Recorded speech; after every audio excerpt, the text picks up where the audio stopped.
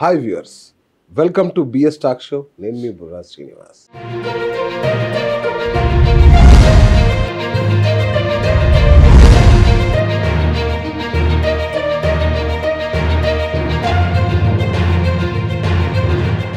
Real estate ఇప్పుడు ఎంత కష్టకాలం ఉందో తెలంగాణలో రియల్ ఎస్టేట్ మనం చూస్తూనే ఉన్నాం. మరి హఠాత్తుగా అంటే ఊర్ధ్వముఖంగా పైపైకి పోయిన రియల్ ఎస్టేట్ కొత్త ప్రభుత్వం రాగానే ఒక్కసారిగా స్తబ్దుగా మారిపోయిన పరిస్థితి. 2 ఏళ్లుగా ఏమాత్రం చలనం లేదు.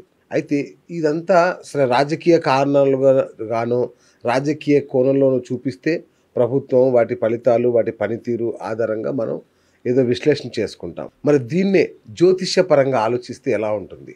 అసలు ఏ గ్రహస్థితులు, ఏ గ్రహరాశులు, ఏ గ్రహాలు ఈ యొక్క రియల్ ఎస్టేట్ రంగాన్ని ప్రభావితం చేస్తాయి? అసలు కట్టుకున్న వాళ్ళ బాధలేంటి? స్థలాలు కొనుక్కున్న వాళ్ళ బాధలేంటి? స్థలం కొనుక్కోవాలని బాధపడే వాళ్ళ పరిస్థితి ఏంటి? అసలు కొనాలా వద్దా? ఒకవేళ నేను కొనుక్కోవాలి అంటే ఏ గ్రహస్థితులు అనుకూలంగా ఉన్నప్పుడు ఏదన్నా ల్యాండ్ కొనడము అమ్మడము చేయాలి. ఇట్లా చాలా విషయాలు ఉన్నాయి. అసలు మనకు తెలియని అద్భుతమైన రహస్యాలు జ్యోతిష్యపరంగా ఒక ఇల్లు అమ్మడం లేదంటే భూమి అమ్మడం కొనడం ప్రతిదీ కూడా జ్యోతిష్యపరమైన గ్రహస్థితులను బట్టే మనం ముందుకెళ్లాల్సి ఉంటుంది. అయితే చాలామంది ఏముంటుందిలే, ఏదో రేట్ వచ్చినప్పుడు అమ్మేద్దాం ఇలా అనుకుంటారు, లేదా కొనుక్కుందాం తక్కువ రేట్లు వచ్చినప్పుడు. కానీ అప్పుడు కూడా ఖచ్చితంగా జ్యోతిష్యుని సంప్రదిస్తే ఆ స్థలం కానీ ఆ ఇల్లు కానీ శాంతి వివాదాలకు అతీతంగా ఉండే అవకాశం ఉంటుంది. కాబట్టి జ్యోతిష్యం అనేది అంత ఇంపార్టెంట్ ఈ యొక్క రియల్ ఎస్టేట్ రంగంలో. మరి ఈ విషయాలు మనకి ఎవరు చెప్పాలి?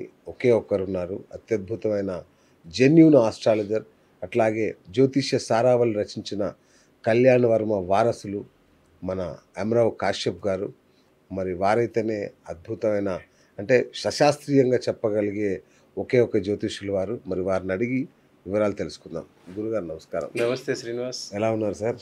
Thank you. చాలా రోజులైంది మీరు రాక.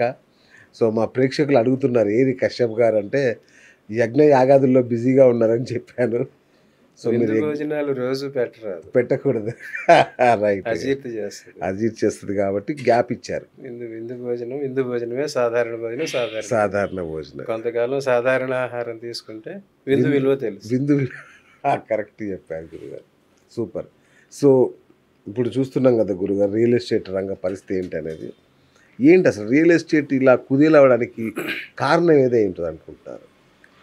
అసలు మన వేదకాలం నుంచి కూడా చూస్తే ఇల్లు కట్టి అమ్మటం, ఇల్లు అమ్మటం అనేది ఒక వ్యాపారం కాదు మన హిందూ సంస్కృతిలో. ఈ పురాతన కాలం నుంచి చూస్తే ఎవరి శక్తి కొద్దీ వారి గృహాన్ని వాళ్ళు నిర్మించుకునేవారు. అవును. ఈ భూమి అమ్మటం కొనేది అనేది లేదు. అందరికీ ఎంతో కొంత భూమి ఉండేది. వారికి ఉన్న భూమిలోనో పొలంలోనో ఎక్కడో వారికి కావాల్సిన గృహాలు వారు నిర్మించుకునేవారు. మహారాజులు అయితే కోటలు, సంపన్నులైతే భవనాలు, మిడిల్ క్లాస్ అయితే మండువాళ్ళు, ఇంకొంచెం తక్కువ అయితే తాటాకిళ్ళు, పెంకుటిళ్ళు, పూరిళ్ళు అయినా వేసుకుని ఉండేవారు. కానీ గృహం లేకుండా ఎవరు ఉండేవాళ్ళు కాదు. అవును. ఆహార భయ నిద్ర మైథునాలు అనేది సర్వజీవులకి అవసరం. అందులో అభయం అంటే ఆహారం సంపాదించి తిని తర్వాత అతను భయం లేకుండా క్షేమంగా ఒక చోట నిద్రించాలంటే వారికి ఒక ఆవాసం కావాలి. ఆ ఆవాసం సృష్టిలో అన్ని జీవులు ఆవాసం కోసం ప్రయత్నిస్తూనే ఉంటాయి. పక్షులు గూళ్ళు కట్టుకుంటూ ఉంటాయి, జంతువులు కూడా గుహల్లోకి వెళ్తూ ఉంటాయి. మనిషి కూడా పురాతన కాలంలో గుహల్లో నివసించుకుంటూ వచ్చాడు.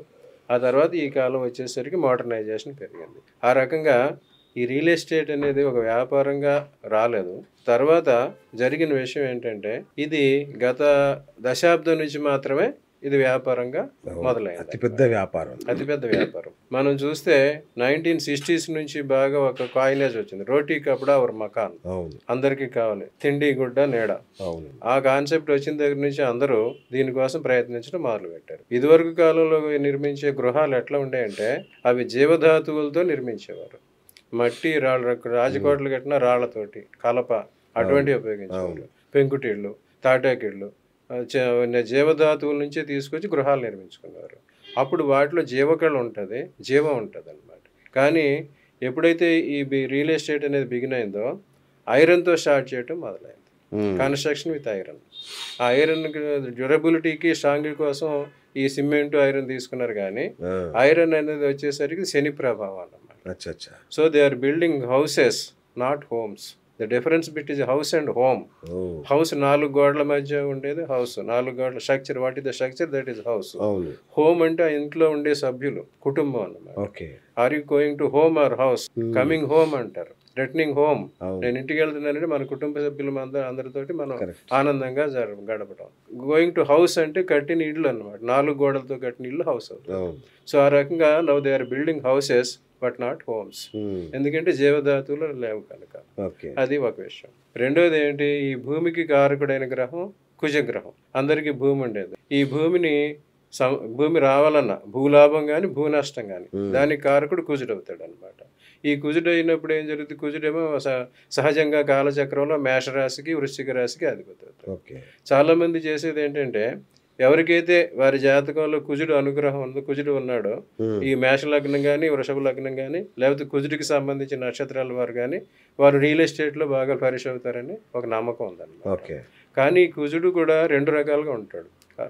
మేషాధిపతిగా ఒక ఫలితం ఇస్తాడు, వృశ్చికాధిపతిగా ఒక ఫలితం ఇస్తాడు. వృశ్చికాధిపతి అయ్యేసరికి అష్టమ స్థానం అవుతుంది. అష్టం అనేది కష్టాలకు సంబంధించింది. మన ఎవరికైనా జన్మజాతకంలో గృహాన్ని సూచించేవి 4, 8, 12 స్థానాలు. 4 అంటే వారు పుట్టినది, 8 అంటే వారి అత్తవారిల్లు, 12 అంటే చివరికి వారు ఎక్కడ ఉంటారో చెప్పేది. సో ఎప్పుడైతే అష్టమాధిపతి కూడా కుజుడైవి అష్టమ ప్రభావం చూపించారో వాళ్ళకి కష్టాలు ఉంటాయి. మనం చాలామంది రియల్ ఎస్టేట్ వ్యాపారులు చూస్తున్నాము. 1 వెంచరు, 2 వెంచర్లు, 3 వెంచర్లు వేస్తారు. 5-6 వెంచర్లు అయిన తర్వాత మళ్ళీ పట్టు అవుతుంది. దానికి కారణం ఏంటంటే, వారికి మేషాధిపతి అయిన కుజుడు అనుకూలం అయితే ప్రథమార్థంలో కుజదశ 7 సంవత్సరాలు ఉంటుంది. ఆ ప్రథమార్థంలో అంత మంచి చేస్తాడు. మళ్ళీ 8 అష్టమాధిపతిగా వృశ్చికాధిపతిగా కుజుడు కానీ బిహేవ్ చేస్తే, ప్రభావం చూపిస్తే వారు దానిలో నష్టపోతారు. సో ఎవరైనా సరే వారి జన్మజాతకంలో కుజ ప్రభావం ఎంత ఉన్నది, కుజదశ ఎంతకాలం ఉన్నది, షడ్బలాల్లో ఆయన ఇచ్చే పవర్ ఎంత, అది చూసుకుని దాని ప్రకారం వారు బిజినెస్ చేయాలి. ఇంకోటి ఏంటంటే, అందరూ చేసేది రియల్ ఎస్టేట్లో ఇప్పుడు రకరకాలుగా ఉన్నాయి.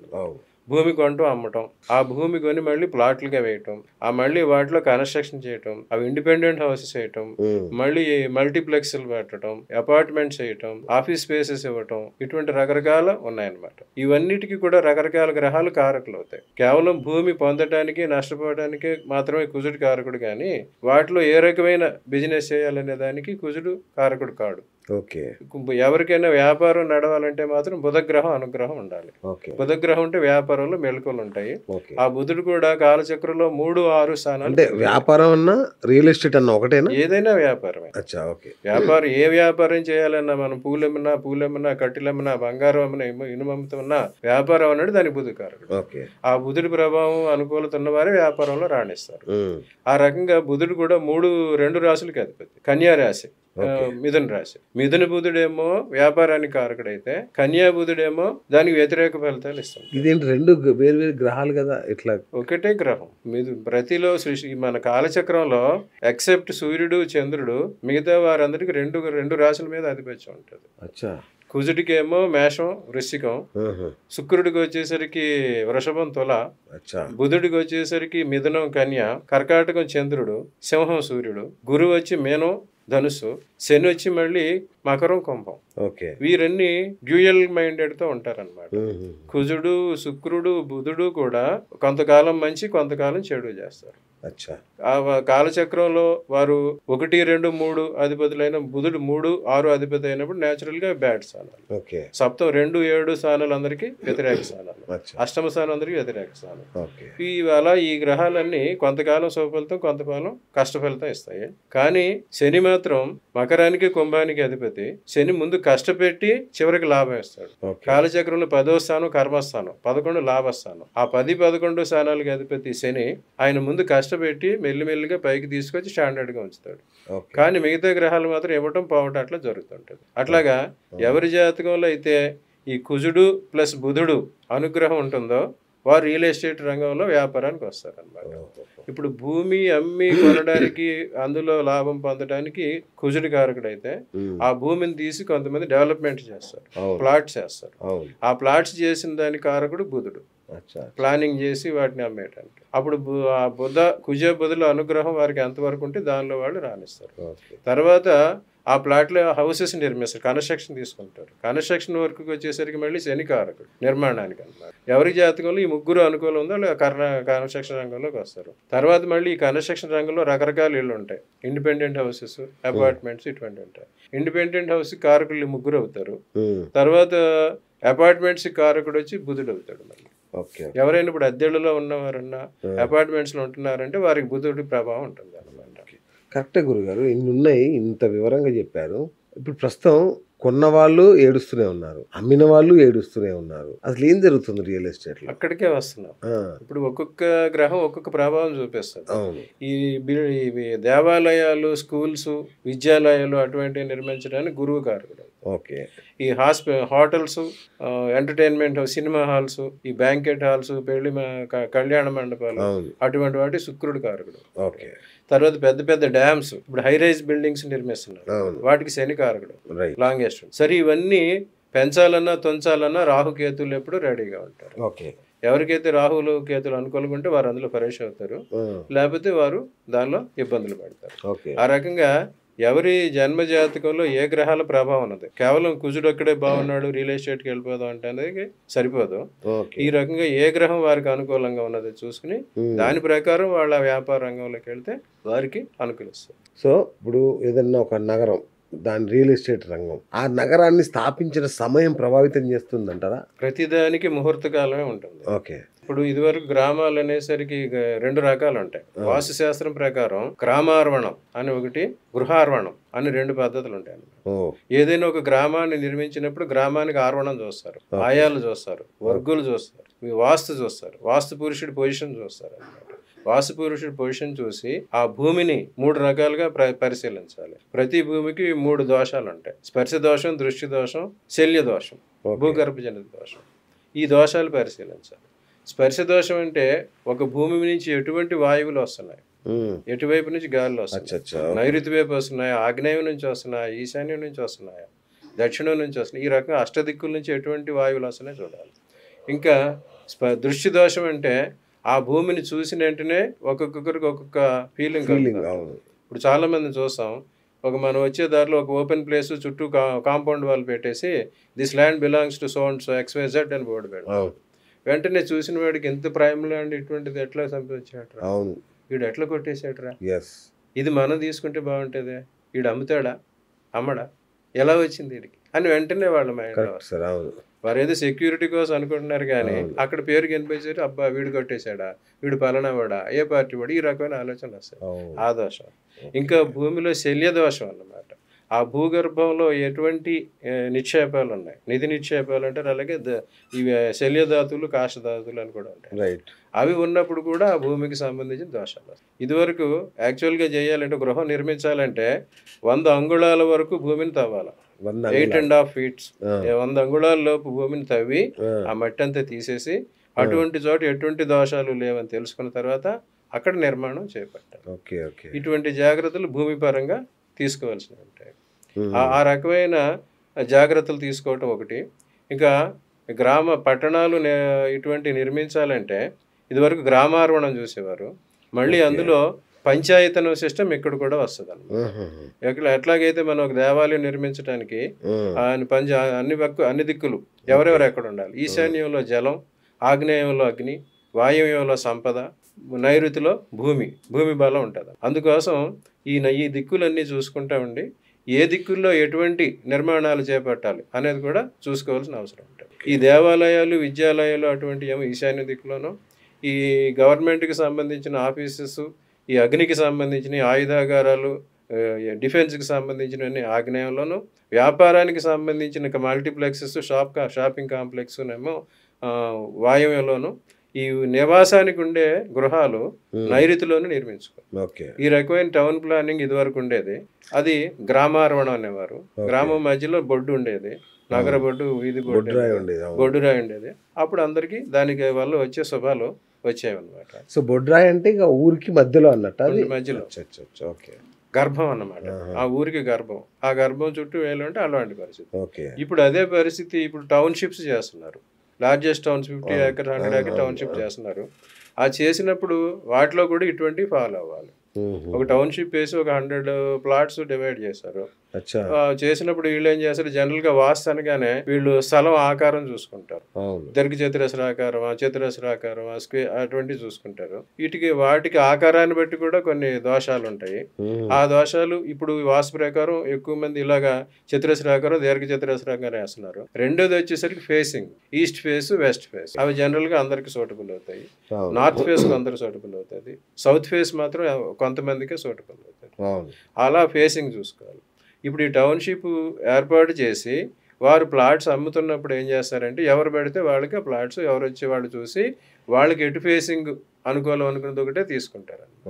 కానీ అక్కడ కూడా ఇటువంటి విషయాలు పాటించాలి. ఇప్పుడు ఈ గ్రామ దేవాలయాలు, స్కూల్స్ అనేవి కానీ అక్కడ నిర్మిస్తే అవేమో ఈశాన్యంలోను, ఈ ఆఫీస్ కాంప్లెక్స్ అయ్యి ఉంటే ఆగ్నేయంలోను, కేవలం రెసిడెన్షియల్ పర్పస్ అయితే నైరుతిలోను, ఈ ప్రతి చోట షాపింగ్ కాంప్లెక్స్ షాప్స్ ఉంటాయి కనుక వాయువులో నిర్మించాలి. తర్వాత అవన్నీ కూడా లేదు ఓన్లీ రెసిడెన్షియల్లే నిర్మించారంటే, ఆ రెసిడెన్షియల్లో కూడా సీనియర్ సిటిజన్స్ పెద్దవాళ్ళకేమో వెస్ట్ సైడ్లోను, సౌత్ సైడ్లోను, చిన్నవాళ్ళు వయసు తక్కువ వాళ్ళకి నార్త్ అండ్ ఈస్ట్ సైడ్లో తీసుకుంటే వారికి ఈ దోషాలు కొంచెం తక్కువ. అట్లాగే ఏదైనా ఒక ప్రదేశానికి ఇక్కడికి వచ్చేసరికి వాస్తు అనేది వాసతీటి, ఇది వాస్తు అనేది ఎక్కడి నుంచి వచ్చిందంటే పంచభూతాల నుంచి వచ్చింది అనమాట. ఆకాశాద్ వాయు, వాయోరగ్ని, అగ్నోరాప, ఆపో భూమి. ఒక శూన్య ప్రదేశంలో పంచభూతాలు విహరిస్తూ ఉంటాయి. ఆ పంచభూతాలకి ఎప్పుడైతే ఒక లిమిట్ ఏర్పడిందో అవి అక్కడ కన్ఫైన్ అయిపోయి ఉంటాయి. అప్పుడు వాటికి తగినంత స్థానం వాటికి వచ్చిందా, ఏ స్థానం వచ్చింది? పంచాయతనం ప్రకారం ఈశాన్యంలో జలం ఉండాలి, ఆగ్నేయంలో అగ్ని అందరూ చెప్పారు. అట్లాగే దీని వాసులో కూడా ఏ రకంగా చెప్తారంటే, ఈశాన్యం గుంట, ఆగ్నేయం మంట, నైరుతి పెంట, వాయువ్యం పంట, ఈ రకంగా సింప్లిఫై చేశారు. కానీ ఈ రకమైన పరిస్థితి మనిషిలోనూ ఉంటుంది, ఆ భూమిలో ఒక స్థానంలో కూడా ఉంటుంది. మనిషిలోనే పంచభౌతికమైన శరీరం మనిషిలో ఉంటుంది. ఆ మనిషి ఒక లిమిట్ ఏర్పడేసరికి అది అంచులాగా అంబరం అంటారు. దిగంబరం అంటే దిక్కులే అంబరంగా గలవాడు. ఎప్పుడైతే పంచభూతాలన్నీ ఒక ఆకారంలోకి వచ్చినావో, ఆ ఆకారం వచ్చేసరికి వానిలో ఎక్కువ ఏ తత్వం ఉంది, జలతత్వం, భూతత్వం, అగ్నితత్వం, వాటిని బట్టి రాసులు బట్టి ఉంటుంది. అదే రకంగా ఒక గృహానికి ఎక్కడైతే మన భూమికి మనం కొంత లిమిట్ ఏర్పాటు చేసి హద్దులు ఏర్పాటు చేసామో, ఆ హద్దుల్లో ఈ పంచభూత తత్వాలు ఉంటాయి. అప్పుడు వారికి ఎటుపైకి ఎంత ఉన్నాయి అనేది చూసుకోవాలి. అలాగే వీరి జన్మజాతకం ప్రకారం కూడా వారిది ఏ తత్వం అనేది చూసుకుని ఆ తత్వానికి సంబంధించిన ప్రదేశంలో వాళ్ళు గృహం నిర్మించుకుంటే వారికి కూడా బాగుంటుంది. పాప దృష్టి, శుభ దృష్టి అనేవి ఉంటాయి కదా, ఇవి కూడా రియల్ ఎస్టేట్ను ప్రభావితం చేస్తాయా? దృష్టి దోషం రియల్ ఎస్టేట్ ముందు ప్రభావితం చేసేది ఇవి. ఇప్పుడు ప్రతి చోట ఎవరైనా ఒకటి మంచిది కట్టుకున్నారు అనగానే అందరి దృష్టి పడుతుంది. అందులో పాజిటివ్ అండ్ నెగిటివ్ రెండు ఉంటాయి అన్నమాట. అట్లే ఇలా ఇంత గొప్పగా వీడు పెరిగిపోయాడు అని అసూయపరమైన దృష్టి ఉంటుంది. అరే వీళ్ళు బాగానే కట్టుకున్నారు, వీళ్ళకి మనం కూడా ఉండాలని ఎంకరేజింగ్ దృష్టి ఉంటుంది. ఈ రెండు రకాల దృష్టిలు ఎప్పటి నుంచో ఉన్నాయి. దానికి అది కూడా ఇక్కడ వర్క్ చేస్తుంది. ఇంకోటి ఏంటంటే ఈ టౌన్ ప్లానింగ్ అటువంటి చోట్ల ఏ ప్రదేశంలో ఎటువంటి గృహాలు, ఎటువంటి నిర్మాణాలు చేయాలి అనేది కూడా ఎక్కువ ప్రభావితం చూపిస్తుంది. ఇప్పుడు మనం హైదరాబాద్లోనే చూసుకుంటే, మనం గచ్చిబౌలి, దుర్గం చెరువు ఎక్కడికి వెళ్తే చాలా high rise buildings, multiplexes, shopping, office space for lease or rent అని చెప్పి 10,000 SFT, 20,000 SFT ఫ్లోర్స్ ఉంటున్నాయి. ఈ ఆఫీస్ స్పేస్కి కారకుడు సూర్యుడు. ఎవరి జాతకంలో అయితే ఆ బిల్డర్స్ ఉంటారు, ఆ బిల్డర్స్ వారి జాతకంలో భూమి ఇచ్చేవాడు కుజుడు, బిల్డింగ్ ఇచ్చేవారు మనం రకరకాల చెప్పాము. వాటితో పాటు అతనికి సూర్యుడు అనుకూలంగా ఉన్నాడంటే వారు ఆఫీస్ కాంప్లెక్స్ నిర్మిస్తే వారికి ఉపయోగిస్తారు. అట్లా అపార్ట్మెంట్స్ ఇటువంటి నిర్మించాలంటే బుధుడు అనుకూలంగా ఉంది. తర్వాత ఈ చంద్రుడు వచ్చేసరికి రిసార్ట్స్ అన్నమాట.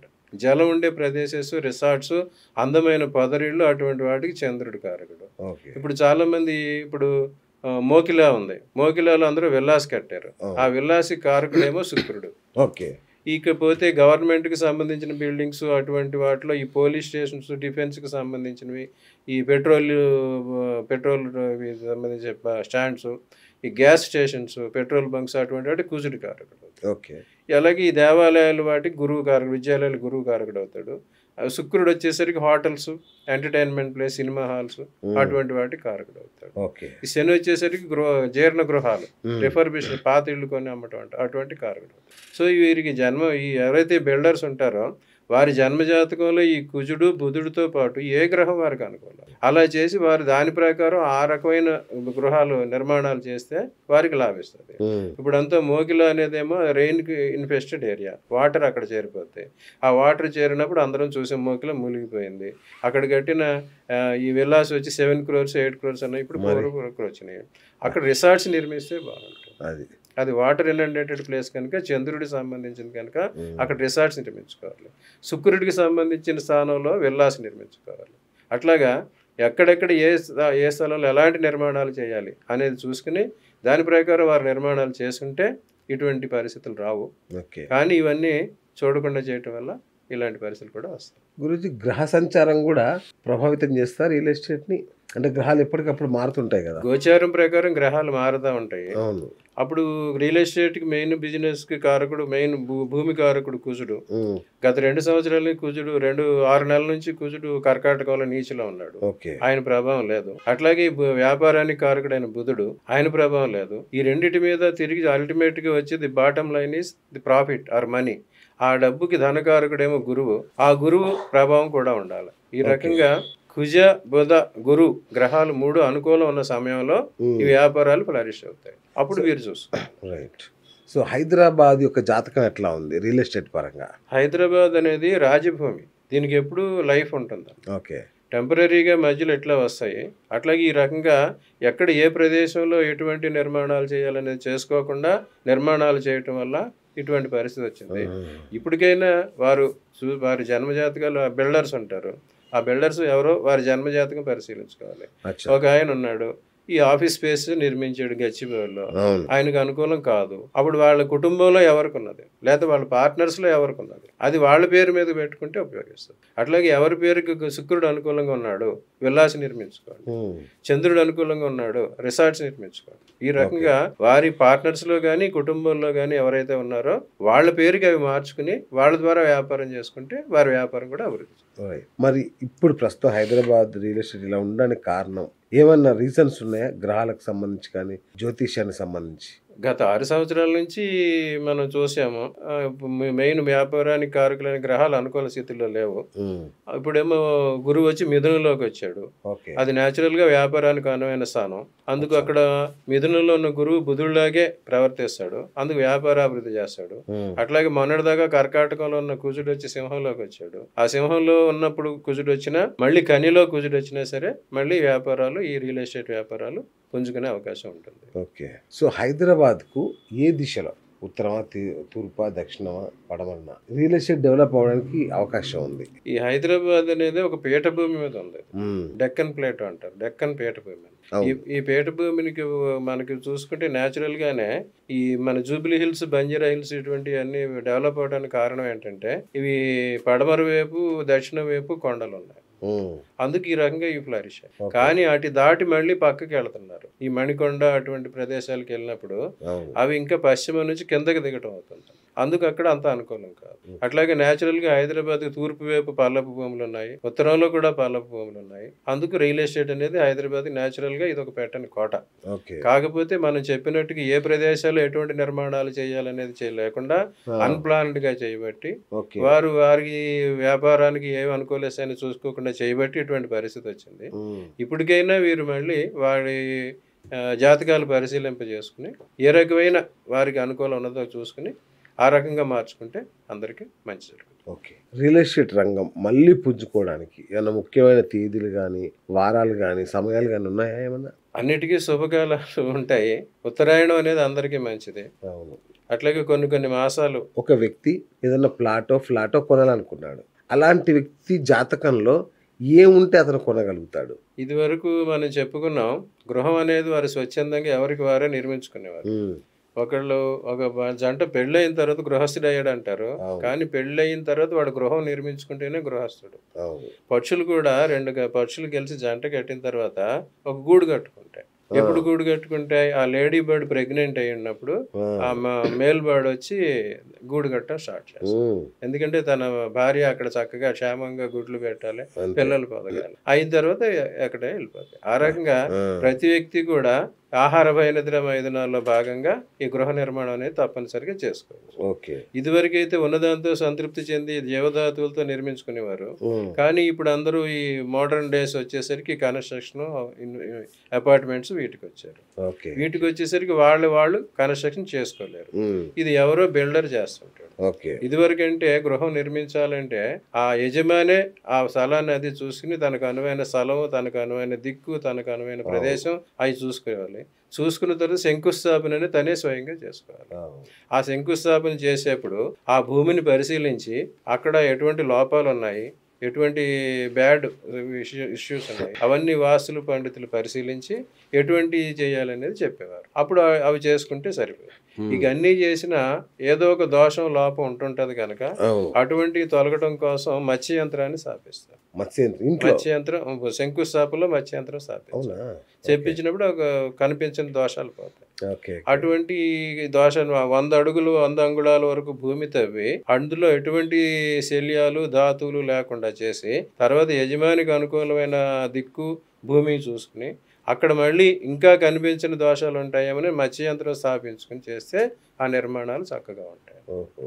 అట్లా చేసేవారికి అంత ఫ్లరిష్ అవుతుంది. కానీ ఇప్పుడు జరుగుతున్నది ఏమి, ఎవరో బిల్డర్ వెంచర్ స్టార్ట్ చేస్తాడు. ఆయన ఏ ముహూర్తంలో స్టార్ట్ చేస్తాడో తెలియదు. వెంచర్ స్టార్ట్ చేసినప్పుడు ఆయన తనకు అవసరమైన వ్యాపార దృక్పథం, ఈ వెంచర్ సక్సెస్ అయిపోవాలి, టకటక అన్నీ అమ్ముకోవాలి అనే దృష్టితోనే చేస్తాడు. కానీ ఇక్కడ ఒక 100-200 మంది వచ్చి ఉంటారు, వారంతా సుఖంగా క్షేమంగా జీవించాలి అనే దృక్పథం ఆయనకు ఉండదు. పైగా వారంతా ఏ నక్షత్రాల వాళ్ళు వస్తారు, ఏ రాశి వాళ్ళు వస్తారు, ఏ లగ్నాల వాళ్ళు వస్తారు ఆయనకి తెలియదు. అట్లాగే వాళ్ళకి ఏ రకమైన గృహయోగం ఉన్నది అనేది కూడా చూసుకోవాలి. ఏ మనిషికన్నా గృహం వారి జన్మజాతకంలో 4వ స్థానం, గృహాన్ని ఇచ్చే గురువు, చంద్రుడు, బుధుడు ఇలాంటి గ్రహాలు అనుకూలంగా ఉన్నాయంటే వారి గృహయోగం బట్టి చెప్తారు. అట్లాగే ఇప్పుడు అందరూ మినిమం ఎమ్యూనిటీ, ఇది నిత్యావసరం అయిపోయింది ఇల్లు అనేది. ఆ నిత్యావసరం అయిపోయేసరికి ఇప్పుడు శని పాలనలోకి వచ్చేసరికి ఈ ఈఎంఐలతోటి గృహ నిర్మాణం స్టార్ట్ చేయడం మొదలైంది. ఈఎంఐలు మొదలైనంటే దానికి శని కారకుడు. అట్లాగే ఎవరి జాతకంలోనైనా వారికి శని అనుకూలుడైతే వారు ఈఎంఐలు పెట్టి ఆ లోన్స్ తీసుకుని ఇల్లు కట్టుకున్నా కొనుక్కున్నా అవి క్లియర్ అయిపోతాయి. కానీ ఎవరి జాతకంలో వారికి శని అనుకూలుడు కాదో వాళ్ళు ఈఎంఐలు చెల్లించలేక ఇబ్బందులు పడతారు. అట్లాగే వారికి ఆ దశ, వారి జన్మ జాతకంలో ఏ దశ వస్తుంది, ఎప్పుడు వస్తుంది అనేది చూసుకుని ఆ దశ ప్రకారం వారు చర్యలు తీసుకుంటే ఇటువంటి ఇబ్బందులు పడకుండా వారు గృహాలు నిర్మించుకోవటానికి సుఖంగా ఉండడం జరుగుతుంది. రైట్. అంటే ఒక భూమి కానీ ఒక ఆస్తి కానీ కొనేటప్పుడు జ్యోతిష్యపరంగా ఎలాంటి సూత్రాలని అనుసరించాలి? ముందు ఆ బిల్డర్ ఏ రోజున అది స్టార్ట్ చేశాడు, ఆ భూమి పూజ తెలుసుకోవాలి. ఆయన ఏ ముహూర్తంలో స్టార్ట్ చేశాడు, ఆ ముహూర్తం వీరికి అనుకూలమా కాదు. అట్లా కూడా ఉంటుందా? తర్వాత నెక్స్ట్ స్టేజ్ వచ్చేసరికి రిజిస్ట్రేషన్. ఈ వీళ్ళ పేరుకు రావాలి. ఆ రిజిస్ట్రేషన్ చేసినప్పుడు అందరం చూస్తుంటాం, మార్నింగ్ అందరూ పోయి రిజిస్ట్రేషన్ ఆఫీసులో కూర్చుంటే ఆ సాయంత్రం వరకు ఎప్పుడు సంతకాలు అవుతాయో కూడా ఎవరికి తెలియదు. ఆ అధికారి ఏ సమయంలో సంతకం పెట్టాడు, రాహుకాలంలో పెట్టాడా, వీరికి వ్యతిరేక గ్రహ హోరాలో పెట్టాడు, వీరికి గురువు అనుకూలం అవి కూడా చూసుకో. శనిహోరా ఉంటుంది, వీరి గృహాల అసలు సంతకం అయితే వీళ్ళకి ఉపయోగిస్తారు. ఆయన శనిహోరాలో పెట్టాడంటే, ఆయన రాహుహోరాలో పెట్టాడంటే ఇటువంటి కూడా ఫలితాలు ఇవన్నీ చూసుకున్న తర్వాతనే రావాలి. సరే, ఈ రకంగా ఎవరైతే ఇళ్ళు ఈ రకంగా కొనుక్కున్నారో ఈ శని ప్రభావం వల్ల వారి శనికి అనుకూలం అయితే ఈఎంఐలో క్లియర్ అయిపోతే లేదా వారు ఇబ్బందులు పడతారు. ఈ తర్వాత ఏమిటి, ఆ బిల్డర్ కట్టిన తర్వాత ఎంతకాలానికి ఆ గృహం పూర్తయింది, వీరు ఎప్పుడు తీసుకుంటున్నారు అది కూడా చూసుకోవాలి. చాలా మంది ఏం చేస్తారు, ఈ గృహ ప్రవేశానికి సరైన ముహూర్తాలు అవి చూసుకుంటారు, వారికి అనుకూలమైన ముహూర్తం ఏదో చూసుకుంటారు, వెళ్తారు. అక్కడ ఏదో ఆ రోజు సత్యనారాయణ వ్రతం ఏదో చేసుకుంటారు. కానీ అందరూ కూడా గృహ ప్రవేశం జరిగినప్పుడు తప్పనిసరిగా హోమం చేసుకోవాలి, నవగ్రహ హోమం చేసుకోవాలి. వాస్తు పాశుపతం అని ఉంటారు, అది కూడా చేసుకోవాలి. ఆ బిల్డర్ నిర్మించిన సమయం వారికి కానీ వీరికి అనుకూలం కాకపోతే ఆ ముహూర్త దోషాలు వీరికి వస్తాయి. ఆ ముహూర్త దోష నివారణకి చేసుకోవాలి. ఇవన్నిటికీ మించి ఎవరికి ఈ కాలంలో ఇటువంటి చాలా వరకు చేస్తున్నారు, భూమి పూజ అంటారు. ఆ భూమి పూజకి ఎవరో పొలిటీషియన్ లేకపోతే సినిమా స్టార్ ను తీసుకొచ్చి చేస్తారు. వారి జాతకం ఎట్లా ఉన్నది, వారి చేతులు ఎటువంటి వారి చేతి చేసారంటే మరి వారి వీళ్ళకి అనుకూలమా కాదా? మీకు ప్రత్యక్తారో నైదంతారో విపత్తారో అయిన వాళ్ళు నిర్మించారు, స్టార్ట్ చేశారంటే that will give you bad effect. ఇన్ని ఉంటాయి అందులో. కానీ బిజినెస్ అనేసరికి అమ్మేస్తారు, చూసుకోరు. సో ఇటువంటివన్నీ విజిబుల్ దోషాలు. ఇవి కాకుండా విజిబుల్గా లేని దోషాలు ఉంటాయి. చాలా మంది ఏం చేస్తారు, గృహ నిర్మాణం చేసేప్పుడు అక్కడ రకరకాల ఈ భూమి మీద తవ్వినప్పుడు ఆ శల్యాలు కొన్ని అక్కడ ఉండిపోతాయి, శల్య దోషాలు ఉంటాయి. ఏ ఆవరణలోనైనా ఈ ఇదివరకు కాలం నుంచి మనం చూసుకుంటే ఏనుగు సంబంధించిన అవశేషాలు, ఏనుగు అమ్మిక అస్థికలు కానీ అక్కడ ఉన్నాయంటే అక్కడేమో వారికి నష్టాలు జరుగుతాయి, కీళ్ళ నొప్పులు, ఆరోగ్యపరమైన ఇబ్బందులు. అశ్వాలు, గుర్రాలకి సంబంధించిన భూమికలు అస్థికలు అక్కడ ఉండిపోయినాయి అంటే వారికి వ్యాపార నష్టం జరుగుతుంది. ఈ గొర్రెలు, మేకలు అటువంటి వాటికి సంబంధించిన అస్థికలు ఉన్నాయంటే ధనహాని జరుగుతుంది. ఆ తర్వాత ఈ కుక్కలు, సునకములు అటువంటికి సంబంధించిన అస్థికలు ఉన్నాయంటే వారు ఇరుగు పొరుగులు కొట్లాడుకుంటూ ఉంటారు, ఇప్పుడు వాళ్ళ గొడవలు అవుతా ఉంటాయి, కుక్కలు కొట్టుకున్నట్టు కొట్టుకుంటా ఉంటారు. ఆ తర్వాత ఎక్కడైతే ఈ మనిషికి సంబంధించిన అవశేషాలు ఉన్నాయంటే వారికి అపమృత్యు భయం వస్తుంది. ఆ తర్వాత ఎక్కడైతే ఈ పాములకి సంబంధించిన అవశేషాలు లేదా వాటి కుబుసాలు ఉన్నాయంటే అక్కడ వాహనాలకు ప్రమాదం జరుగుతుంది. అక్కడికి వెళ్ళిన తర్వాత వాహనాలు కాలిపోవటం లేదా వాహనాలు యాక్సిడెంట్లు అవ్వటం అటువంటివి జరుగుతాయి. ఇటువంటి దోషాలు కనిపించిన దోషాలు ఉంటాయి. ఇవి అందుకోసమే 100 అంగుళాల భూమి తవ్వి అటువంటి లేకుండా చేయమని చెప్పారు. అది ఎంతవరకు చేస్తున్నారు ఇప్పుడు అందరికీ తెలియదు. తర్వాత ఇంకొకటి విషయం, 100 అంగుళాలు 100 అంగుళాల వరకు 100 అంగుళాల వరకు భూమితో మట్టి తీయాలి. ఆ తర్వాత ఇంకో విషయం ఏంటి, అటువంటి భూమిని తవ్వి తీసి చేసిన కన్స్ట్రక్షన్ టైంలో కొన్ని పొరపాట్లు జరుగుతూ ఉంటాయి. ఆ కన్స్ట్రక్షన్ టైంలో ఒక మల్టీప్లెక్స్ నిర్మించాలంటే ఇంచుమించు 1 year పడుతుంది. ఆ 1 year లోపు అక్కడికి కొన్ని జంతువులు చేరుతాయి, పక్షులు వచ్చి చేరుతాయి, పాములు వచ్చి చేరుతాయి. తర్వాత అక్కడ కన్స్ట్రక్షన్ చేసే వర్కర్స్ భోజనాలు తెచ్చుకుని, బిర్యానీలు తెచ్చుకుని తినేసి కోడి ఎముకలు అక్కడ పడేస్తారు. అట్లాగే అక్కడ ఏమైనా పాములు అవి వచ్చినాయంటే చంపేసి అక్కడే పడేస్తారు.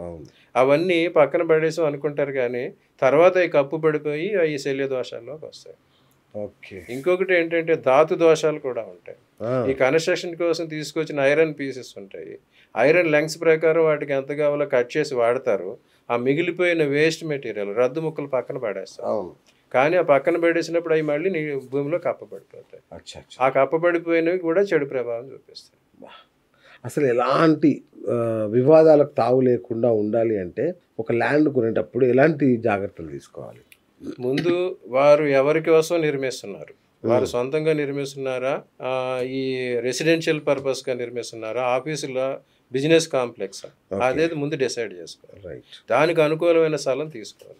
ఎక్కువ రెసిడెన్షియల్కి కనుక రెసిడెన్షియల్గా ఉన్నప్పుడు వారు ఆ భూమి పూజ చేసేప్పుడు వారి కోసం కాకుండా ఆ ప్రదేశంలో ఉండే వారందరికీ సుఖంగా ఉండటం కోసం, లోక కళ్యాణం కోసం అనేది అక్కడ భూమి పూజలో చేయాలి. ఈ తర్వాత ఇటువంటి వాస్తు దోషాలు, ఇటువంటి శల్య దోషాలు లేకుండా ఈ ఇప్పుడు శంకుస్థాపన చేసేవాడు మత్స్య యంత్రం స్థాపించాలి.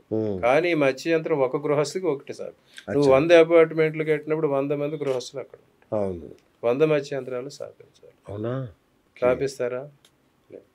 సో అటువంటివి జరిగినాయా లేవా? ఆ ముహూర్తం మనకు అనుకూలమా కాదా? సరే, ఇవన్నీ జరిగిపోయిన తర్వాత ఈ గృహస్థులు ఆ ఇళ్లకు ప్రవేశించినప్పుడైనా, ఈ గృహప్రవేశం చేసేప్పుడైనా వారింట్లో మత్స్య యంత్రాన్ని స్థాపించుకోవాలి. పూజ గదిలో దాన్ని ఎవరికి వాళ్ళు ఈ రకమైన వాస్తు దోషాలు లేకుండా చేసుకోవాలి. అటువంటి పరిహారాలు కానీ తీసుకోవాలి. రెంట్కి వెళ్ళే వాళ్ళు కూడా ఈ జాగ్రత్తలు తీసుకోవాలా? రెంట్ అక్కడ నివాసం ఉన్న ప్రతి వారి మీద ప్రభావం చూపిస్తుంది. రెంట్ అద్దెకి వెళ్ళినా సరే నువ్వు అక్కడ ఉంటున్నావు, అక్కడ ఉన్నప్పుడు నీకు అక్కడున్న ఎండ వాన అని నీ మీద ప్రభావం చూపిస్తే అది పంచభూతాల ప్రభావమే. ఆ ప్రకారంగా వారికి ఏ రకమైన గృహం అనుకూలంగా ఉంటుంది, ఏ రకమైన ఫేసింగ్ అనుకూలంగా చేసి వారు కూడా ఈ జాగ్రత్తలు తీసుకోవాలి. సాధారణంగా ఎక్కువ మంది రెంట్కు ఉంటున్నారంటే దానికి బుధుడు కారకుడు. బుధ గ్రహం కానీ వారికి అనుకూలంగా లేవంటే వాళ్ళ ఇళ్ళు మారుతూనే ఉంటారు. అలాగే చంద్రుడు అనుకూలంగా లేకపోయినా వారు అద్దెళ్లలోనే ఉంటుంటారు.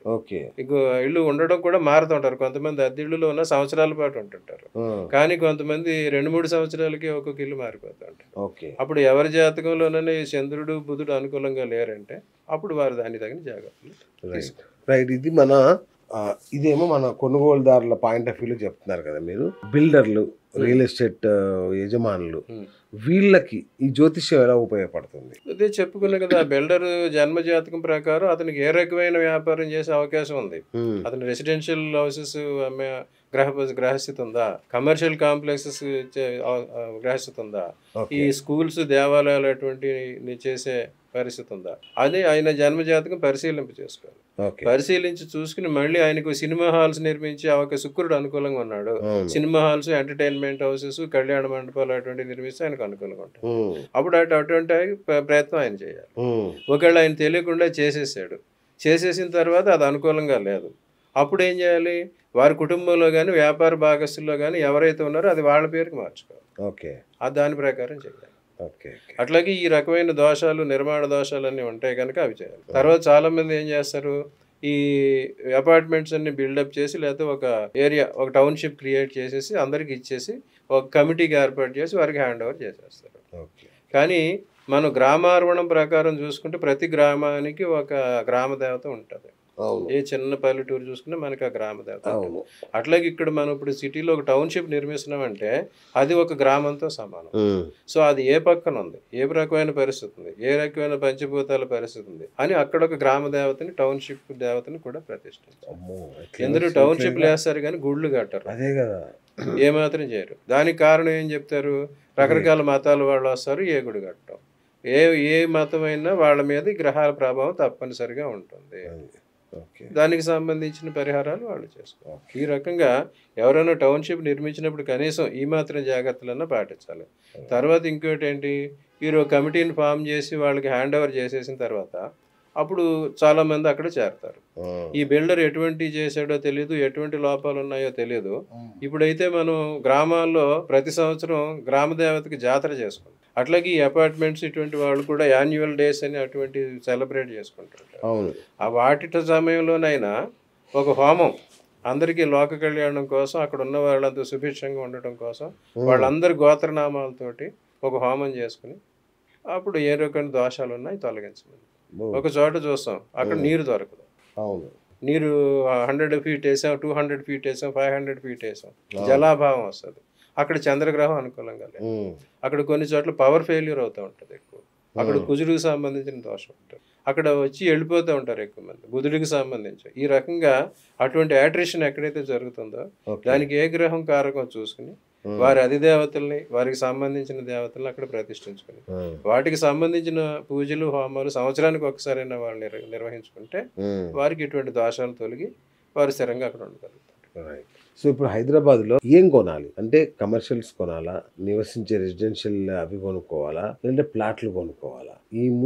దీని మీద ఒక సందేహం ఉంది. అసలు హైదరాబాద్ నగరంలో ఏది కొంటే మనకు ఉపయోగపడుతుంది? ఇప్పుడు ఆల్రెడీ హైదరాబాద్లో అబండెంట్గా ఉన్నాయి ల్యాండ్ కానీ, అపార్ట్మెంట్స్ కానీ, కమర్షియల్ ఇవన్నీ చెప్పాం. ఇవి ఏం జరిగింది, కోవిడ్ దగ్గర నుంచి ఎక్కువైపోయినాయి.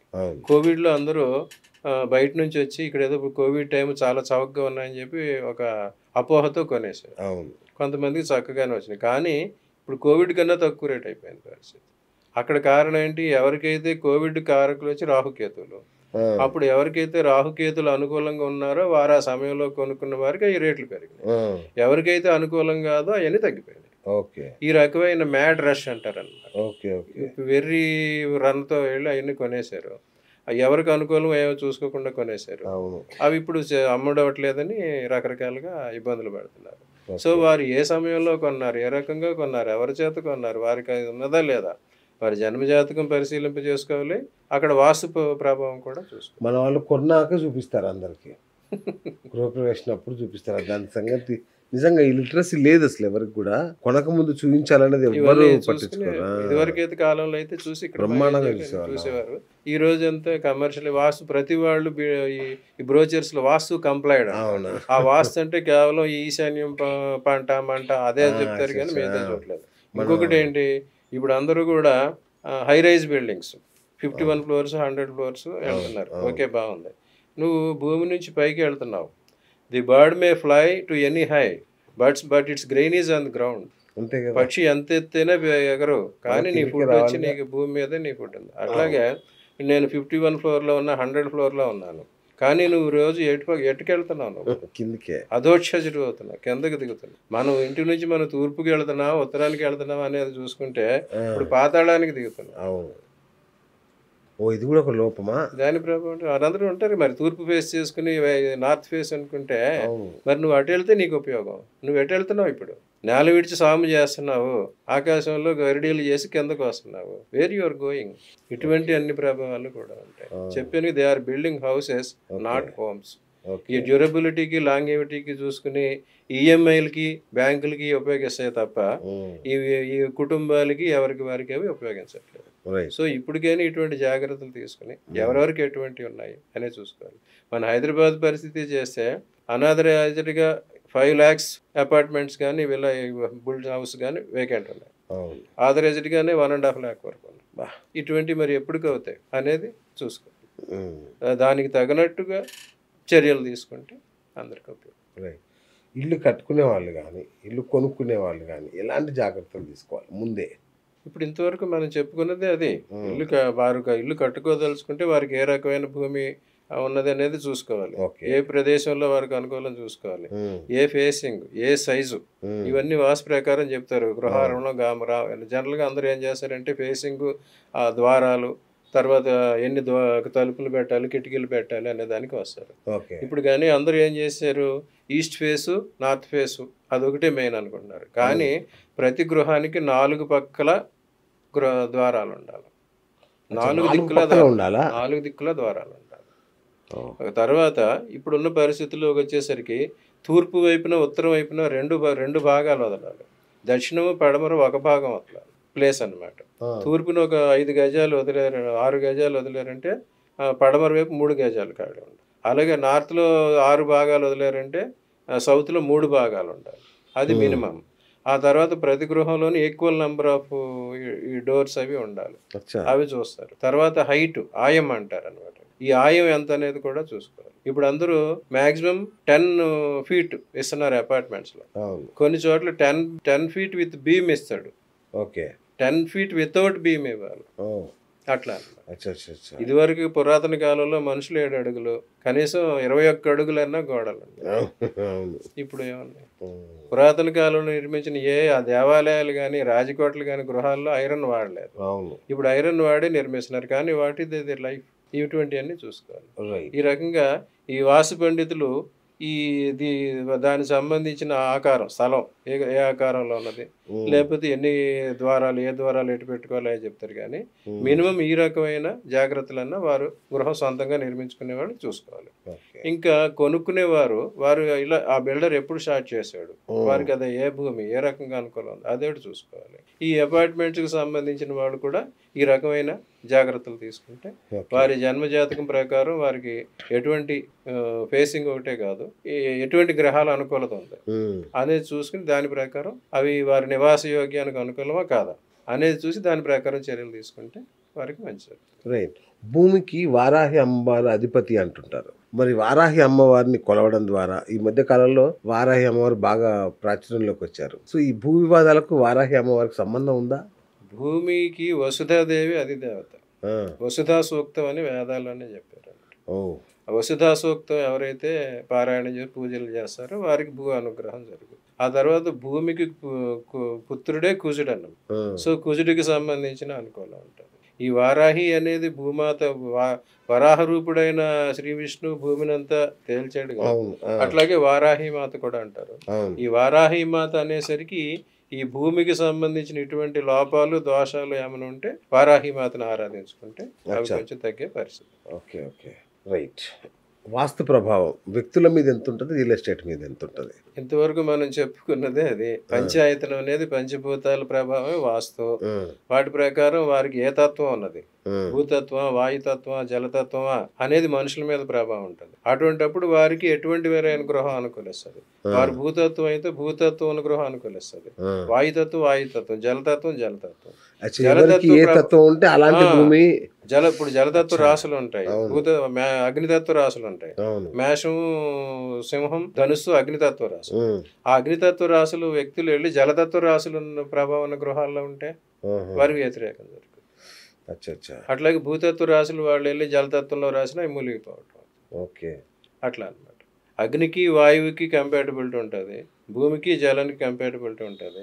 అలా వారి వారి తత్వాలు వాళ్ళ రాసులేంటి అటువంటి గమనించుకుని వారికి ఏ రకమైన తత్వం ఉన్నది అనుకూలిస్తుంది అనేది చూసుకోవాలి. అంటే ఈ లెక్కన ఏదైనా కొండను పోయేటప్పుడు కూడా ఆస్ట్రాలజర్ని తీసుకెళ్ళాలి. సిద్ధాంతులు ఇదివరకు తీసుకెళ్లేవారు, వారు చూపించిన తర్వాత వారు క్లియరెన్స్ ఇచ్చిన తర్వాత తీసుకునేవారు. ఇప్పుడు ఏంటంటే వాళ్లే మేము అన్ని చేసాం అని చెప్పి పలానా సిద్ధాంత సర్టిఫైడ్. ఈ సిద్ధాంతులు ఇప్పుడు వాస్తు శాస్త్రం అనేది కూడా జ్యోతిష్ శాస్త్రంలో ఒక భాగం. జ్యోతిష్యం రావాలంటే ఎవరికైనా మెయిన్ 4 గ్రహాలు అనుకూలత కావాలి, బుధుడు, గురు, శుక్రులు, రాహుకేతువులు. దాంతోపాటు ఎవరి జన్మ జాతకంలోనైనా కుజుడు వారికి అనుకూలం ఉన్నాడంటే వారు వాస్తు పండితులు. అందులో వారు ఏ రేంజ్, వారి కుజుడి ప్రభావం ఎంత ఉన్న దాన్ని బట్టి ఏ మేరకు వారు చెప్పేది అనేది చెప్పారు, అది కూడా చూసుకోవాలి. సరే, ఇప్పుడు వాస్తు అని చెప్పి వాస్తు ఒక్కటే చూస్తే సరిపోదు, గృహవాస్తు, గృహస్థు వాస్తు రెండూ చూసుకోవాలి.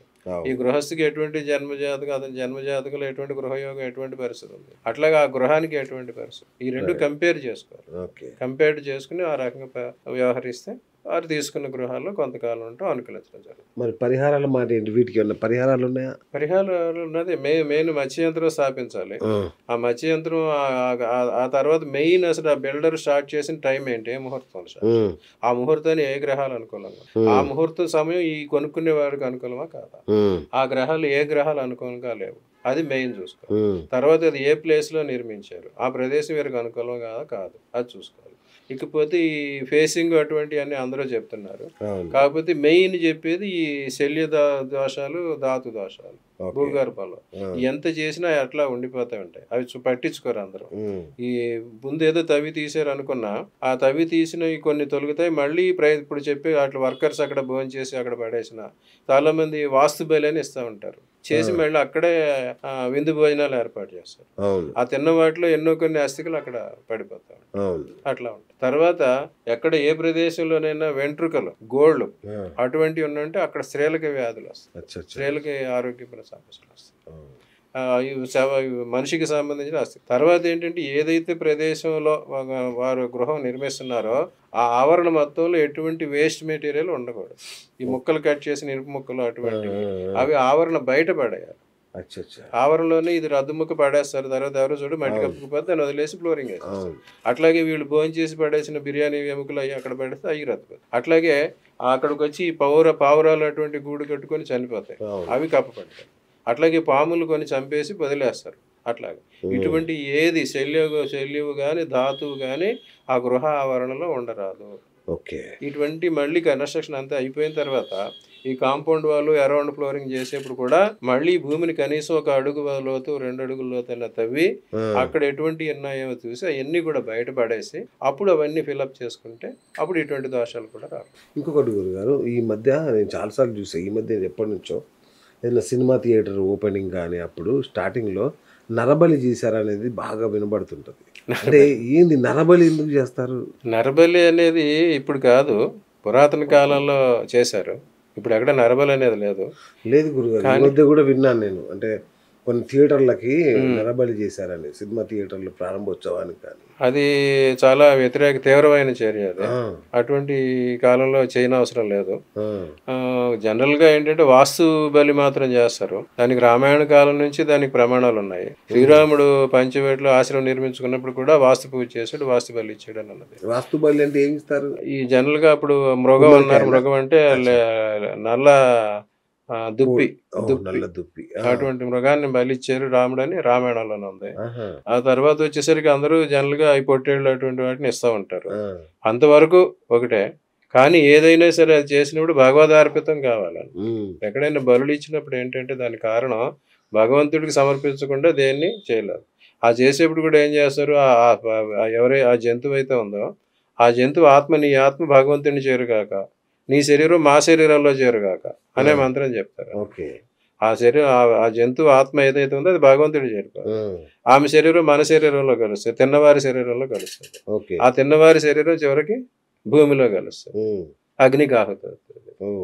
సృష్టిలో ప్రతి జీవి ఇంకొక జీవికి ఆహారమే, అల్పజీవి దానికన్నా పైన జీవికి. కానీ మరి మనుషులు ఎందుకు ఇస్తారు అంటే దానికి ఏమన్నా రీజన్ ఉందా? అంటే తంత్రంలో కానీ మంత్రంలో మనిషిలో చెడ్డుతనం అనేది లేదు. Ultimate the thing is man అన్నమాట. జంతువునో నరజన్మ దుర్లభం అంటారు. ఉత్కృష్టమైనది నరజన్మ. ఈ అన్ని జీవులు ఇందులోనే ఉంటాయి అన్నమాట. మనిషి తన దీని బయాలజీ ప్రకారం, జువాలజీ ప్రకారం ఎక్కడి నుంచి 64 లక్షల జీవులు అంటారు. అవన్నీ రిపీట్ అవుతాయి అన్నమాట. అన్ని స్టేజ్లు దాటి చివరికి మనిషి చేస్తారు. ఆ మనిషి ప్రకృతిలో కలుస్తారు. అలాగే ఈ రకంగా ఏదో రకంగా ప్రకృతిలో కలవటమే. మనిషి చనిపోయిన తర్వాత 3 రకాల చేస్తారు. దహనం, ఖననం, జల సమాధి. అలా చేస్తారనమాట. అవి ఇదివరకు నుంచి ఉన్నాయి. కొన్ని మతాల్లో ఖననం చేస్తారు, భూస్థాపితం చేస్తారు. మన హిందూ మతాలకు దహనం చేస్తారు. ఈ పార్సీలు అటువంటి వాళ్ళు జల సమాధి కూడా చేస్తారు. గుట్టల మీద పెడతారు. అది సౌరం. ఎండకి ఎండిపోవాలి. వాటిని పక్షులు కూడా పక్షులకు ఆహారం. అట్లా కొన్ని బౌద్ధము, జైనం అటువంటి పరిస్థితి కూడా. సో ఈ రకంగా ప్రతి జీవి ఇంకో జీవికి ఆహారమే. అల్టిమేట్ గా జీవి మళ్ళీ భూమిలోనే కలుస్తుంది. ఆ భూమి నుంచి మళ్ళీ తిరిగి కొత్త జీవులు ఉద్భవం అవుతుంటాయి. ఈ రకమైన ప్రక్రియలో శాంతి ప్రకారం ఇలాంటి హోమాలు, ఇది బలులనే అన్నారు. ఆ బలులన్నీ ఒక విధానం అయితే ఈ హోమాలు అనేవి వాటికి ఆల్టర్నేట్ ప్రక్రియ. సో ఇటువంటిది చేశారనే దానికి అర్థం ఈ కాలంలో ఉండదు. సో నరబలి చేయకూడదు, బలి చేయరాదు. కాకపోతే ఇప్పుడు ఆహారం కోసం ఈ పొట్టేళ్ళు అటువంటి వాటి లైఫ్ స్టాక్ ని ఇస్తున్నారు. అవి మనిషికి ఆహారం. పురాణ కాలం నుంచి 2 జంతువుల్ని మాంసాహారానికి అనుమతించారు. అజమాంస భక్షణం, కుక్కుట మాంస భక్షణం. అది అందరికి అలౌ చేశారు. ఎందుకంటే అవి కుక్కుటం అంటే కోడి, అజం అంటే మేక. దానికి కారణాలు ఉన్నాయి. కుక్కుటాన్ని ఎందుకు చెప్పారంటే అహల్య గౌతమి వృత్తాంతంలో ఉంది కదా, ఆ కోడి కుక్కురోకు అని అరిస్తే గౌతముడు తెల్లవారుజాము అయిపోయింది, స్నానానికి వెళ్తే ఇంద్రుడు వచ్చి చేశాడు. అది చూసి ఆయన ఇంద్రుడిని చెప్పించాడు, నీ శరీరం అంతా ఉపస్తులు కాగా కానీ ఇంద్రుడిని చెప్పించాడు, సెలవైపోదు కాక అని చెప్పి గౌతమిని చెప్పించాడు. కోడిని నీకు సహజ మరణం లేకుండా గాక నిన్ను అందరూ భక్షింతురు గాక అని చెప్పి కోడి. అందుకు ఆ కోడిని తింటారు. తర్వాత అజమాంసం మేక అంటే వాతాపి ఎల్వలుడు అని చెప్పి ఒక కథ ఉంటుంది. వాళ్ళిద్దరు రాక్షసులు. వాళ్ళు అప్పుడు ఏంటంటే అసితాశంలు, పిసితాశంలు 2 బ్రాహ్మణులు. ఇలాంటి దినకార్యాలు అటువంటి చేసేవారు. భోజనాలకి మాంసం వండి పెట్టేవారు. అట్లాగే వారు కొంతమంది బ్రాహ్మణులు ఇలా పిలవటం, ఈ వాళ్ళలో ఈ వాతాపి అన్నవాడు మేక రూపం ధరించి ఉంటే ఈడు తమ్ముడు ఎల్వళ్ళు చూపి, ఇదిగో ఈరోజు మా పితృకార్యం ఉంది, ఈ మేకని నేను వండి మీకు పెడతాను రండి అని చెప్పి వాళ్ళు తీసుకెళ్లి భోజనం పెట్టించు. వాడు తిన్న తర్వాత వాతాపి బయటికి రా అంటే వాడు తిన్నవాడి పొట్ట చీల్చుకుని వచ్చేసాడు. ఆ రకంగా వాళ్ళు మరణించేవారు. ఇదంతా చూసిన తర్వాత అగస్త్యుడికి చెప్పారు వెళ్ళి, ఇట్లాగ ఎంతమందిని చంపేస్తున్నాడు అంటే ఆయన వచ్చి తింటాడు. తిని పొట్టని మురికిని జీర్ణం వాతాపి. ఆ రకంగా చేసి అందుకే చిన్నపిల్లలకి అందరికీ జీర్ణం వాతాపి. ఆ రకంగా అజమాంస భక్షణం, కుక్కుట మాంస భక్షణం అనేది ఎప్పటి నుంచో ఉన్నాయి. అవన్నీ కూడా మన ఇళ్లలో పెంచుకుని పర్పస్ అన్నమాట. గ్రామంలో పెంచే వాటినే ఇటువంటి పర్పస్ కి ఉపయోగించాలి. కానీ అడవి జంతువులు అటువంటి మళ్ళీ దానికి లేదు. అవి వేట ఏదైనా భగవదార్పణం కానిది ఏది కూడా భక్షించడానికి వీల్లేదు. కానీ అందుకే మన వాళ్ళంతా ఈ గ్రామాల్లో అక్కడ అమ్మవారి గుళ్ళకి వెళ్ళి అక్కడ వేటలు బళ్ళు ఇచ్చి అవి తినేవారు, మాంసాహారాలు చేసేవారు. ఇప్పుడు ఏంటి అదన్నీ మారిపోయి హోటల్స్ లోనూ వాటిలోనూ చేస్తున్నారు. కానీ అది కూడా దైవానికి అర్పించితేనే బలి ఇవ్వాలి. అలా అర్పించని మాంసాన్ని భక్షించకూడదు. అది తెలియదు. ఆ తర్వాత ఇలాంటివి ఎక్కువ అయిపోయేసరికి ఈ బౌద్ధం, జైనం అటువంటి సాత్విక ఆహారాలు వచ్చినాయి. ఇప్పుడు మళ్ళీ అది వెజిటేరియనిజం లోకి వచ్చింది. ఏ ప్రాణిని భక్షించినా అది తప్పే. చాలా మంది ఏం చేస్తారు, ఇప్పుడు ఆకుకూరలు అటువంటి మొత్తం చెట్టు పీకుతారు. ఆ చెట్టు పీకరాదు, ఆకులే తెంచుకోవాలి. ఆ చెట్టు మన కోసం కిందకి పారేసిన పండునే మనం తినాలి. ఇదివరకు పురాతన కాలంలో అడవికి వెళ్ళి రాలిపోయిన పళ్ళు తీసుకు తినేవారు. ఆకులు కోసుకు తినేవారు. మొత్తం తోటకూర మొక్క పీకరాదు. ఆ తోటకూర ఆకులు తీసుకోకండి, ఆ పూలు కొన్ని తీసుకో, ఆ పళ్ళు కొన్ని తీసుకో. ప్రకృతి స్వతసిద్ధంగా నీకేమిచ్చిందో అది తీసుకో. అంతేగాని దాన్నే పూర్తిగా నిర్మూలించరాదు. ఇన్నున్నాయి నిబంధనలు. అవన్నీ ఫాలో కాక మనం మనమే పండిస్తున్నాం, పంటలు పండిస్తున్నాం, వాటిని మనమే కోసేస్తున్నాం, తినేస్తున్నాం. అట్లా అలాగే ఇప్పుడు వచ్చేసరికి ఈ కోల్డ్ ఫార్మ్స్ పెడుతున్నాం, మనమే కోళ్ళని తయారు చేస్తున్నాం. They are becoming is product, not a జీవి. ఆమె ప్రాణులు కావు, వస్తువులేనమాట. ఆ వస్తువులే తినడం వల్ల మన శరీరాలన్నీ ఈ రకంగా అయిపోతాయి. సో ఆహార విహారాల్లో నియమాలు పాటించాలి, సమధమాదులు ఇవన్నీ ఎప్పుడో చెప్పారు. ఎప్పుడైతే మానవుడు వీటి నుంచి దూరం అయ్యాడో ఇటువంటి పరిస్థితులు వస్తాయి. రైట్ గురూజీ. సో ఇక ఒకసారి బాహ్య ప్రపంచంలోకి వద్దాం. సో గత 11 సంవత్సరాలుగా అప్రతిహతంగా ఈ దేశాన్ని ఏలుతున్న మోడీ షాక్ న్యూస్ ఏంటంటే ఆయనకు 75 నిండాయి కాబట్టి దిగిపోతాడు అనే మాట వింటున్నాం. నిజంగానా దిగిపోతాడా? దిగరు. మోడీ గారు ఎప్పుడే దిగడు. దానికి కారణం ఏంటి, ఆయన చాలా పవర్ఫుల్ జాతకం, బలమైన జాతకం. ఆయనది వృశ్చిక లగ్నం, వృశ్చిక రాశి, అనురాధ నక్షత్రం. తర్వాత ఆయనకి లగ్నంలోనే కుజుడు చంద్రుడు ఉన్నారు, చంద్రమంగళ యోగం. అట్లాగే 11లో రవి బుధులు ఉన్నారు, బుధాదిత్య యోగం. అందువల్ల ఇన్ని రకాల యోగాలు ఉండటం వల్ల ఆయనకి 24 సంవత్సరాలు విపరీత రాజయోగం, వ్యతిరేక రాజయోగం. ఆయన ముందు నేను సన్యాసిని అవుతానంటూ బయలుదేరి వెళ్ళి మళ్ళీ తిరిగి వచ్చి దేశానికి రాజు అయ్యాడు. అట్లాగే పూర్వకాలంలో మనం చూసుకుంటే సిద్ధార్థుడు, గౌతముడు శాక్య వంశంలో పుట్టిన రాజకుమారుడిగానే వెళ్ళి సన్యాసం స్వీకరించాడు. అట్లా ఇది వ్యతిరేక రాజ్యంలోకి వస్తుంది. ఈ రకంగా ఆయనకున్న దానివల్ల ఆయన అప్రతిహతంగా వచ్చింది. ఆయన స్టార్టింగే 2011లో గుజరాత్ చీఫ్ మినిస్టర్గా స్టార్ట్ అయ్యారు. అప్పటికి ఆయన కనీసం వార్డు మెంబర్గా కూడా పోటీ చేయలేదు, డైరెక్ట్గా సీఎం అయ్యాడు. అలాగే ఎప్పుడు పార్లమెంట్ దగ్గర కనిపించినా డైరెక్ట్గా ప్రైమ్ మినిస్టర్ అయ్యారు. ఆ రకంగా ఆయనకి ఆ దశలు జన్మజాతకం ప్రకారం కలిసి వచ్చినాయి. ఇప్పుడు ఈ 75 సంవత్సరాలనే రూల్ ఏదైతే వారు బీజేపీలో పెట్టుకున్నారు, అంతకుముందు ఈ రూల్ కూడా ఆయనే పెట్టాడు. పెట్టి అప్పుడు సీనియర్స్ ఎవరైతే ఉన్నారో ఈ ఎల్కే అద్వానీ, మురళీ మనోహర్ జోషి అటువంటి గ్రహ మండలానికి పంపించి మార్గదర్శక మండలాన్ని పెట్టారు. ఇప్పుడు ఆ రూలే ఈయనకి అప్లై చేయాలని అందరూ అంటున్నారు. కానీ ఆ రూల్ ఈయన అప్లై కాదు, దానికి ఎగ్జామ్షన్ తీసుకుంటారు. తీసుకుని ఈయనకి ఆ రూల్ అప్లై కాదు, ఈయనకి ఇంకా 5 years ప్రజలు ఇచ్చారు కనుక 5 years ఈయన ఉండాలని అంటారు. అది టెక్నికల్గా ఉండేది. కానీ ఆయన జన్మజాతకం ప్రకారం చూస్తే జరిగేది ఏంటంటే ఇప్పుడు ఆయనకేమో కుజదశ నడుస్తుంది, 22 నుంచి 28 వరకు కుజదశ. అది లగ్నాధిపతి, రాష్ట్రాధిపతి దశ అన్నమాట. ఇందాకే చెప్పినట్టు మన ఈ కుజుడు 2 రాశులకి అధిపతి, మేషాధిపతిగా ఒకటి ఇస్తాడు, వృశ్చికాధిపతిగా ఒకటి ఇస్తాడు. ఆ రకంగా 7 సంవత్సరాల్లో ఆయనకి 3-4 సంవత్సరాలు అనుకూలం ఉంటాడు, తర్వాత ప్రతికూలం అవుతుంది. ఆ 22లో స్టార్ట్ అయింది కనుక ఆయనకి 26 జూన్ వరకు ఆ కుజదశ అనుకూలం ఉంటుంది. ఆ తర్వాత మాత్రం ప్రతికూలం.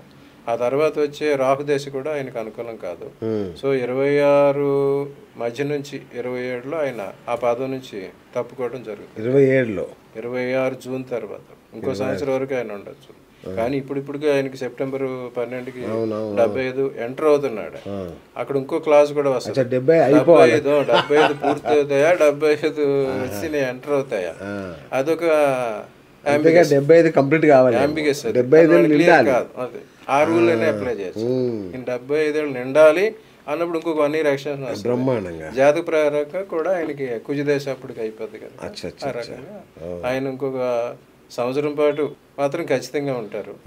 ఆ తర్వాత కుజదశ 70% అయిపోయిన తర్వాత లేదా రాహుదశ ప్రారంభమైనప్పుడు ఆయన మాత్రం ఆ పాదం నుంచి తప్పుకోవడం జరుగుతుంది.